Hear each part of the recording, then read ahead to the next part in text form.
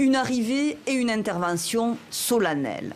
Le président Macron au Congrès, 1h30 de discours pour fixer le cap de son quinquennat. Sur le plan de la politique intérieure, le chef de l'État annonce la levée de l'état d'urgence à l'automne et une réforme des institutions.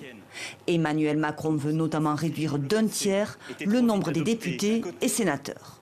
Un Parlement moins nombreux, mais renforcé dans ses moyens, c'est un Parlement où le travail devient plus fluide, où les parlementaires peuvent s'entourer de collaborateurs mieux formés, plus nombreux. C'est un Parlement qui travaille mieux.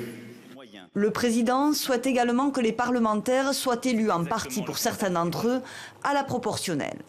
Sur le plan international, le chef de l'État français a voulu donner le ton d'un fervent défenseur de l'Europe. Si le discours a séduit ceux qui ont rallié son mouvement, du côté de l'opposition, sans surprise, on grince des dents. J'ai été extrêmement déçu, en toute sincérité. Ça avait l'arrogance d'un sermon, c'était un discours au seul goût de tisane, c'était vide, c'était long, c'était creux. Loin de Versailles, place de la République à Paris, les partisans de la France insoumise se sont réunis autour de leur chef de file, Jean-Luc Mélenchon, qui avait refusé de se rendre au Congrès. Ce dernier n'en a pas moins écouté le discours du président et dénonce l'attitude de monarque d'Emmanuel Macron. Vous l'avez entendu dire aux parlementaires, si vous ne cédez pas, je le ferai par référendum.